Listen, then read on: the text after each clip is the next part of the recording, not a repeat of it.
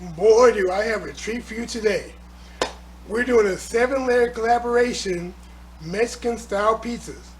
Oh yeah, it's going to be Big Belly Bob and Miss Shan. It's going to be Be the Difference Clothing. It's going to be Rodney and Janelle. We're going to have Angel's Army. We're going to have Real Girl Food World. And we're going to have Queen Sugar and King Bear. I know you're going to enjoy it. Check them out. The links to their channels are in the description box below. So definitely go check them out, see what they're going to be doing. But look at this. This is what I'm bringing to the table today. I know you're going to enjoy this because I'm about to get in it. Hey, this is Shra Shra.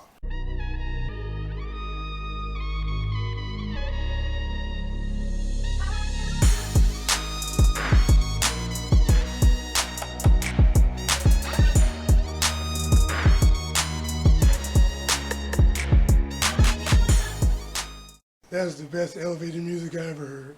So our grill is heating up. So now we're going to take our meat out of this bag and we're going to knock off the excess vegetables and we're going to throw it on the grill. We're going to cook it about 5 minutes because if you leave too much of the vegetation on it, or the vegetables, it'll burn. So you want to try to limit that as much as possible. This meat's been sitting out for about 30 minutes. Get a little closer to room temperature so it cooks evenly. I got it marinated. When I put it on the grill, I put a chunk of mesquite wood in the grill so we can get that smokiness of the mesquite. That should go real well with this flank steak.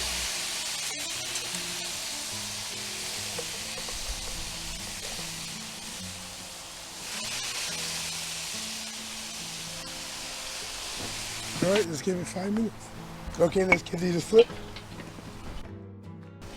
Give this another 5 minutes. Okay, so we took them off the grill. Now we're gonna let them rest. Put a little foil over them. And you want these to rest for at least 10 minutes. The steak has been resting. Now let's cut them up. You know, one of the things I like about flank steak, you can see the grains. You see that? You see the grains.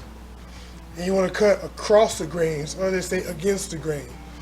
That will give you a more tender bite. If you were to cut it with the grain, following the lines, it'll be real tough. And nobody wants that. So let's get this cut up. See, I'm trying to cut it. It's so tender. It's trying to break apart. Now, since I'm doing a pizza, I'm going to chop this up further, just fall apart. See? And if you look, yeah, I'll grab a big one so you can see. This right here, against the grain, now when I pull it, look at that. It just breaks right apart. Little to no effort because it was cut against the grain. That's what you want. You don't want people eating your meat and just sit there and be chewing it like it's bubble gum. You don't want to smell the mesquite. I can smell all the seasonings I put in it. Look at that. That nice or what? When you've already sliced it this thin and you're cutting it, at this point, you can go ahead and cut it with the grain because you're just making smaller bits. It's not going to make it any tougher. You're just trying to get smaller pieces. You know, about a ½ inch in size. You want them to taste the meat.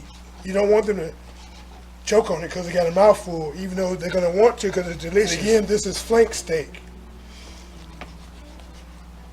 I put a video out before this one that shows you how I marinated it. So if you want to try it yourself, you can. That marinade is good for, most types of steak. If you can't get your hands on any flank steak, go for skirt steak. That works too. That's an excellent substitute. If you can't find either one of those, go with some flap meat. FLAP, flap meat. You just have to trim it up a little more, but that'll work as well. Okay, these cut into bite-sized pieces, or a little smaller than bite-sized pieces, I should say. Traditionally, when you're having carne asada burritos, It's flank steak. A lot of times they don't like to tell you that for some reason, but it's flank steak. Now, a lot of times when I grill meat or I'm cooking meat and I let it rest, I'm always asked, why do you let it rest? Why is it sitting there? Well, when you cook the meat, all the juices are just going everywhere. You know, it's not really trying to stay in the meat. It's actually trying to get out of the meat. So you know when you're cooking meat, you see the juice come out. Well, when you let it rest, it redistributes that liquid throughout the muscle of the meat. So when you cut the meat, the juice just doesn't drain all over the place. You know, you've seen people, they cut the meat and then the juice just runs all out because they didn't let it rest long enough. It kept all its juices. They weren't running all over the place. You saw when I carved it up, the juice wasn't running all over the place. I want you to taste the juice. I don't want to see the juice, you know, oozing away as I'm cutting it. That's the flavor, so you want to keep it in there. Take a fork or toothpicks and just poke it. So when you fry it, it doesn't puff all up. So you're just going to poke holes in it. So I'm going to need 3 tortillas. And you'll see why. Now, this won't stop it from completely puffing up, but it will reduce it dramatically. Okay, let's fry these bad boys. Okay, we have our oil here. We're just using olive oil. You know, you can use vegetable oil, canola oil. I just happen to be using olive oil right now. And we're going to fry our tortillas. Fry them one at a time. Put them right in. You want to fry them about 1 minute to 1.5 minutes on each side. You know, you may see them start to puff up a bit, but you know, you poke them with your toothpicks or your fork, so it won't puff up too bad. And you don't need a lot of oil for this. You see I don't have a lot of oil in the pan. Just a shallow fry. You don't have to deep fry it. You know, a lot of people like to deep fry them. You don't need to do that. Get a nice amount of color on each side. So I'm going to cook one, and I'll cook the other 2 off camera. You don't need to see that. I mean, you should be able to get the gist of it. See, the edge is starting to turn brown, so now it's time to flip it. Lift it up, move the oil around, and lay it right on there. See that? And see, because I poked the holes in it, it's not overly puffy. You see? Now give this about 1.5 minutes on that side. Nice. Hear it? That's what you want. That nice crispy crust. So before we build our pizzas, let's go over what we're going to be putting on them. First of all, we have our flank steak that we marinated and grilled. The marination video, that should be out already by the time you see this, so you can go look at that. Okay. Pico de gallo, which is just a mix of basically cilantro, tomatoes, onions, some jalapenos. Our bell peppers, red and green, they've been diced up. We have some black olives that have been sliced. Of course, we got to have our jalapenos. We have our refried beans. We have our sour cream. And we're using some enchilada sauce. I have it in a bottle here. And then my lime crema. The recipe for this should be out by now. You can go see that. It has like lime and mayo and sour cream, cilantro. It's real good. We have our lettuce that we're going to be using. And then last but not least, we have some salsa. Now whether I'm going to use all these, I don't know, but this is what I have at my disposal. Hopefully I'll be able to knock them all out. Cheese. I have a 4-blend. So this 4-blend cheese is Monterey Jack, cheddar, mozzarella, and queso. Quesadilla cheeses. So it's going to be real tasty. All right, let's build this first one with sour cream. Now we're going to add our cheese. Miss Straw approves. This is how she likes hers. Now we're going to add our meat. And believe it or not, that is all for that one. Now let's get this put on the cookie sheet. Okay, now let's make the supreme. For that, we're gonna need refried beans, pinto beans, I'm sorry. Let's get that in there, a little more. Refried beans are awesome, okay? Let's get the other one. And on this tortilla, we're gonna add a little bit of salsa. And all the spices and the peppers. Here's a little tricky part. We're gonna take these two and we're gonna put them on top of each other. Just like this. Boom. We're gonna add our cheese. Now we're gonna add some bell pepper, red and green bell peppers, a little bit of pico de gallo, and then we're gonna put some jalapeno on here and the meat. Let's go with the meat first, then the jalapenos. So put the meat on. Don't need a lot of jalapenos because the pico de gallo has jalapeno in it. We're gonna add our olives, the black olives, a little bit more cheese to this, just to help everything stay together. Now we're gonna put this on the baking sheet, and we're gonna put it in a 350-degree oven for about 10 to 15 minutes. Make sure all the cheese bad boys, are they ready or what? Let's put these in the oven, 10 to 15 minutes, get the cheese and melt. In the oven they go, in the center. Over 350-degree oven, 10 to 15 minutes. We just want the cheese to melt, the meat to heat through, and we'll be good to go. Woo! Let's finish dressing up the big boy. Spin this around so I can see better. A little lettuce across the top. Gotta have your lettuce on there. We're gonna put our enchilada sauce on it. We're gonna add our lime crema. Now let's get these bad boys cut up and we'll be good to go. Now I know you guys are probably wondering how am I gonna cut this bad boy? I'm about to show you. I don't use the standard pizza cutter. Check this is what I use to cut it. Yeah, my pizza slicer. Here we go.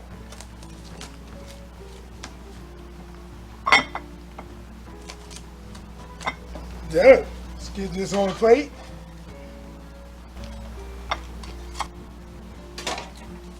Pizza slicer. Turn them. There we go. Let's get this big boy on the plate now. There we go. So we got one. And the other one. It's been a long time since I've sat in this chair to eat some food. Kind of giddy. I need to stop bouncing around because if I break this chair, it's your fault. Anyway, so we have our pizzas here. We have our basic one, just carne asada and cheese, the sour cream. Kind of like a carne asada burrito, except we just made it, turned it into a pizza. And in this side here, we pretty much do everything but the kitchen sink in this one. You know, it has your jalapenos, your pico de gallo, you know, your refried beans, salsa. That's pretty much the works. And this is being done because of a 7-way collab that we're doing. It's Big Belly Bob and Miss Shan. How y'all doing? We got Be the Difference Clothing. We got Rodney and Janelle. We have Real Girl Food World. We have Angels Army. And we have Queen Sugar and King Bear.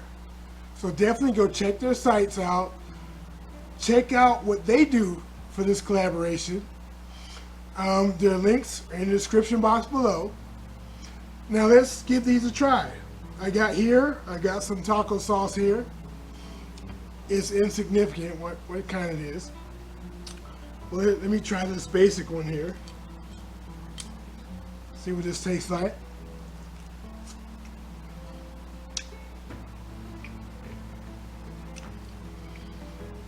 Tastes good. Okay.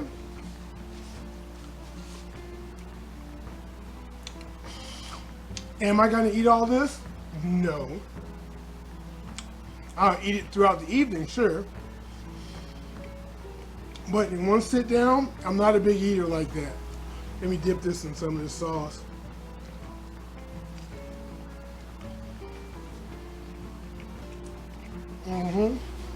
Looks good.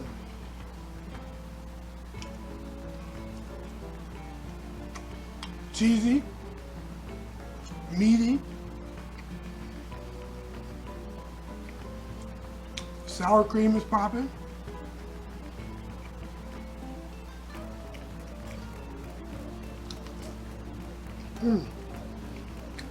Where'd they go? This is really good. Let's try this big boy here. Oh, the double layer.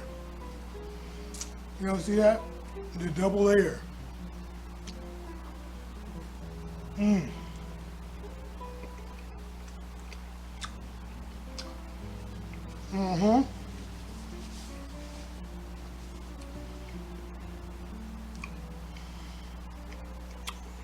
All the flavors.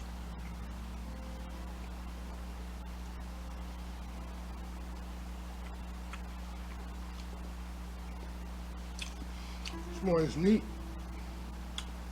Oh, the olive. That olive tried to get away. Not on my watch, buddy.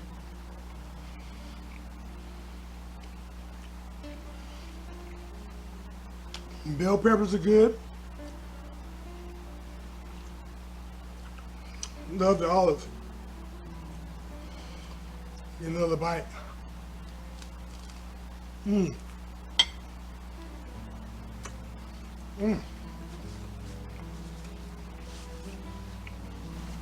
So good. All the wonderful flavors. Some more of this. Yeah, definitely go check out the other channels I mentioned. I know they're going to have some amazing product for you to look at. See, it's times like this that I wish I was a big eater. Because this tastes so good. This one is what Miss Straw eats. And this one is what I eat. But I'm kind of digging hers right now. Normally I'll be face deep in that. Again, go check out the other channels. I'd like to thank you for watching. I hope you enjoyed yourself. I hope you learned a little something from me. Like, comment, share. Definitely put your comments in there because I want to hear what you guys say. Because it may help out the next video. You never know. You never know. That being said, I'm not eating all this. I just can't. I'm not a big eater. But they both taste good. This is Shaw Shara, and I am out.